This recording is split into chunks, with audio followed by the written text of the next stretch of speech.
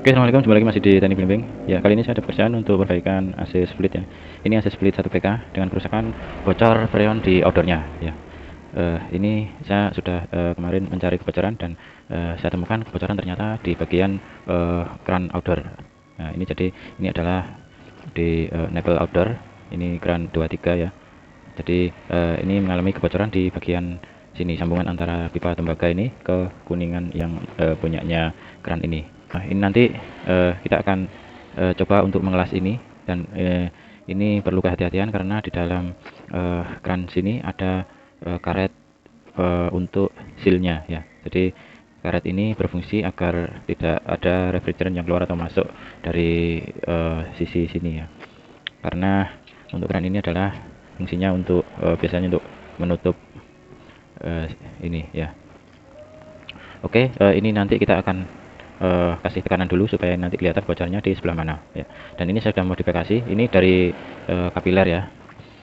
Ini pipa kapiler ya. Jadi ini sebenarnya ini yang ke sana ini menuju ke kondenser. Jadi dari kondenser ke filter baru ke kapiler ini. Nanti setelah melewati kapiler atau ekspansi ini, dia akan menjadi dingin di sini ya. Tapi ini kali ini saya tidak membahas untuk sirkulasi refrigeran ya. Ini saya akan coba share sedikit untuk pengelasan ini, apakah nanti bisa dilas dengan tidak merusak sealnya ini atau tidak ya. Kita akan coba. Ini saya sudah siapkan beberapa alat, diantaranya adalah ini level pentil. Ini fungsinya nanti untuk mengecek kebocoran di sini, atau setelah dilas nanti apakah masih ada bocor atau tidak ya. Dan kunci L ini untuk menutup sini, agar nanti kalau sini kita kasih tekanan maka tidak keluar lewat sini ya. Ini kita tutup dulu yang rapat ya. Kemudian kita akan isi dengan tekanan ya. Ini saya isi tekanan pakai tekanan ini freon ya, R22 ini saya tekan. Oke, ini sudah saya kasih tekanan ya. Kita celupkan di air supaya kelihatan bocornya sebelah mana ya. Sebentar, ini saya lepas dulu ya. Ini tidak bisa keluar lagi karena ini adalah nipple pentil ya. Kita tutup aja sekalian. Nah, ini bisa saya dekatkan supaya kelihatan. Ini terjadi kebocoran di sisi sini, sambungan antara pipa tembaga ini dengan kuningannya ya. Jadi ini untuk kebocoran ini agak susah terdeteksi ya, karena di sini biasanya tidak ada tanda-tanda seperti keluar oli atau apa ya. Sedikit sekali ini keluar. Oke, ini nanti sebelum kita las kita akan bersihkan dulu untuk kerak-keraknya ini, supaya nanti untuk pengelasan bisa dengan lancar ya, langsung lengket tentunya.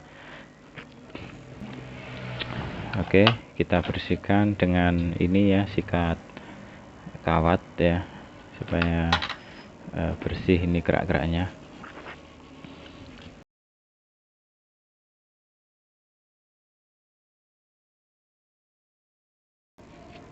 Oke, saya kira gini aja cukup ya.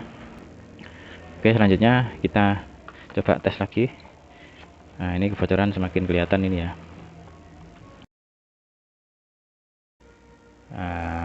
Gini. Oke, ini kelihatan sekali ya bocornya. Oke, kita lanjut untuk pengelasan ya. Kita buang dulu tekanannya supaya nanti bisa dilas, karena kalau ada tekanan yang pasti tidak akan bisa dilas ya. Ini kita ambil untuk valve pentilnya ini, lalu kita buka juga ini untuk valve-nya ini. Waduh, berat ini ya, kita perlu pakai kunci ini ya. Iya. Oke, sudah kita buka. Lalu karena di sini ada seal, kita usahakan agar seal ini tidak terlalu kena panas, karena dia tidak tahan panas ya. Kita pakai kain ini, kita balutkan untuk menahan panas supaya tidak terlalu merusak sealnya, ini tujuannya ya. Kita lihat nanti apakah rusak atau tidak. Ini kita siapkan plat untuk sebagai penahan panasnya ya, karena nanti las kalau kena keramik ini bisa pecah ya.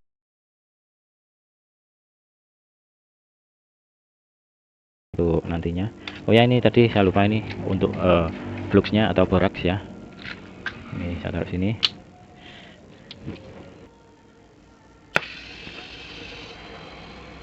Nah, mungkin segini cukup ya. Kecil saja apinya. Ini mungkin untuk oksigennya saya kurangi supaya tidak terlalu panas. Oke, ini untuk pakainya kita pakai perak juga. Perak kita panasi lalu kita celup ke boraksnya. Ya, gini. Ini sudah menempel di sini. Kemudian kita mulai pengelasan. Nah, kita panasi. Lalu boraksnya kita kasih sini.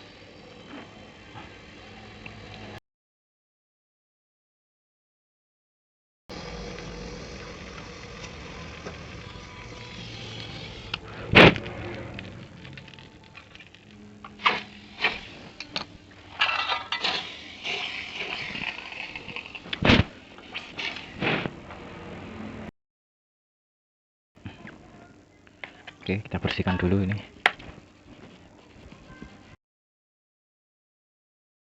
Nah, ini hasil. Oke, kita pasang ventil dulu di sini supaya nanti bisa kita lepas selangnya. Lalu kita pasang selangnya untuk memberi tekanan ya. Oke, ini kita kasih tekanan supaya ini bisa keluar dulu ya, air yang di dalam sini ya.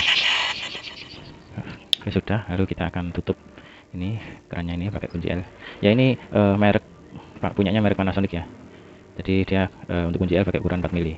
Ini tadi kalau saya rasakan dari sininya ringan sekali, jadi ini kemungkinan besar atau sudah dapat dipastikan bahwa ini dalamnya ini rusak ya. Iya, kita tutup rapat saja. Apakah masih bisa rapat ya? Kayaknya kalau pas ditutup ini nanti berarti tekanan dari sini hanya berhenti di sini saja, di sini. Jadi dia sudah nggak bisa ngalir ke sini lagi. Itu artinya kita tidak bisa mengecek apakah ini bocor atau enggak. Jadi nanti kita akan kasih tutup di sini supaya nanti gas ini bisa sampai ke sini dan kita akan tahu di sini bocor atau enggak, meskipun ini sudah saya pastikan bocor ya. Oke, kita buka ininya. Oke, ini sudah saya kasih tekanan. Bisa dilihat ini, mungkin saya dekatkan aja ini. Sudah aman, ini nggak ada kebocoran. Oke, kita akan lanjut untuk melihat di kerannya ini ya. Kita buang dulu untuk ini kerannya ini ya, ini saja ya. Oh, ini sudah habis. Kita akan ini dibuka dulu. Ini pipa yang habis kena panas ini memang dia agak lembek, jadi hati-hati untuk pipa yang habis terkena panasnya las yang sampai memerah. Itu dapat dipastikan akan sangat lembek dan mudah untuk besok ya. Kita buka ya, untuk buka ke arah kiri ya tentunya. Ini kita buka sampai mentok ya. Oke, sebentar saya akan ambil dulu ya. Oke, ini saya sudah siapkan ini untuk penutupnya sini ya. Ini kita tutup ya, lalu kita beri tekanan lagi di sininya ya.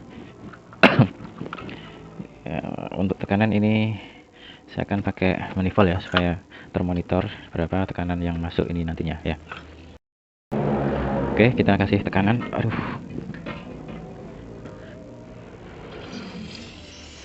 langsung bocor ini ya.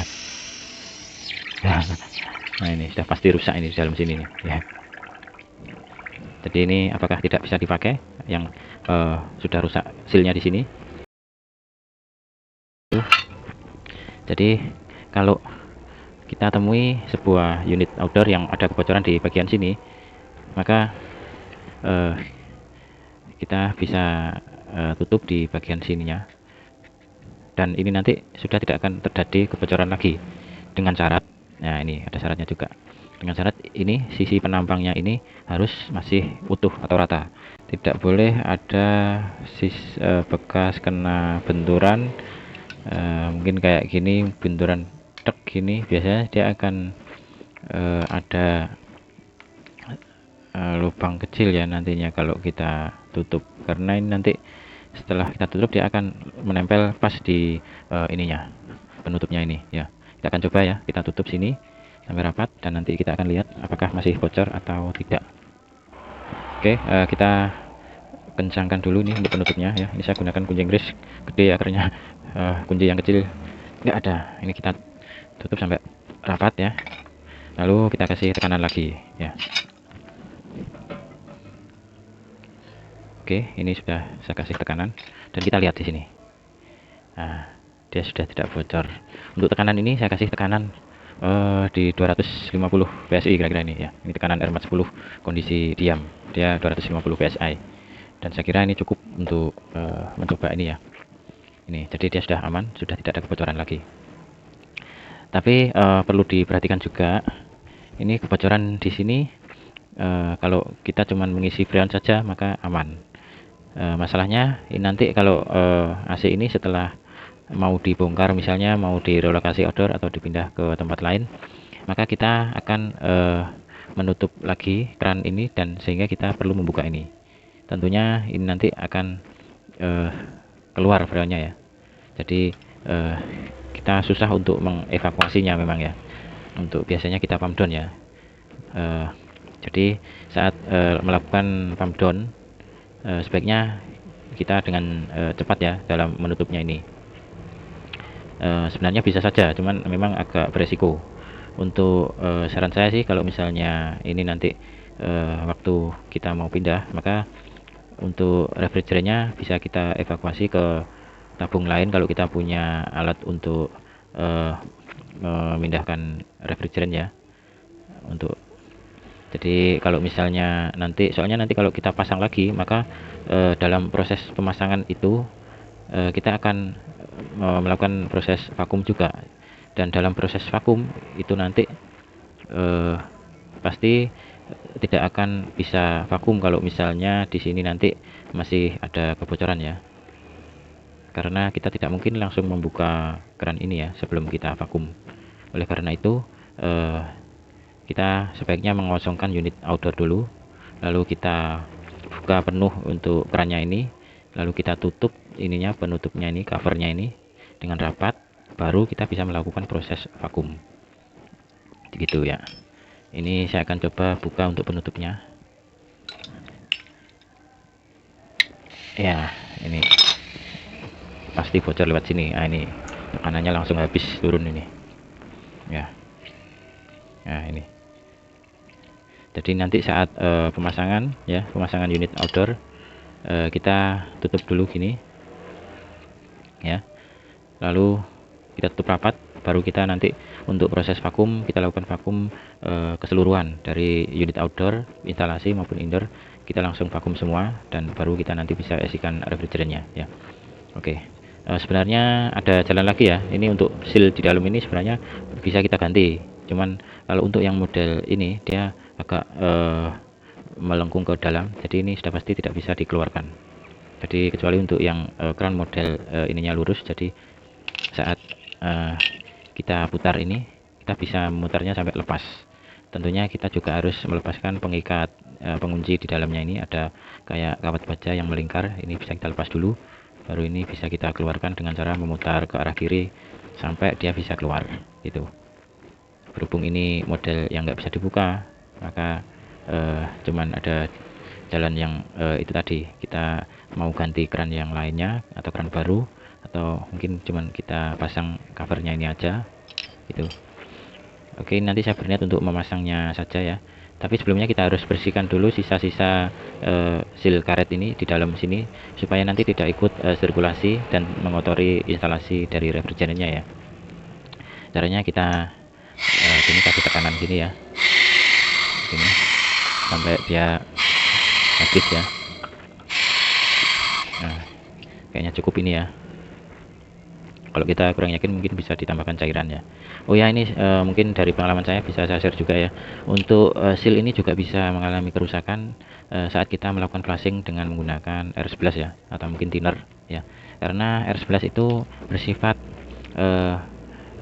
merusak karet ya. Soalnya kalau kita lakukan flashing dengan R11, kita lewatkan sini, maka R11 ini akan melewati karet ini, dan sudah dipastikan karetnya akan rusak gitu.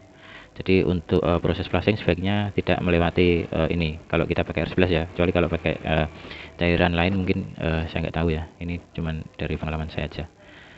Oke, saya kira itu saja. Untuk kurang dan lebihnya mohon maaf. Terima kasih, semoga bermanfaat, dan assalamualaikum.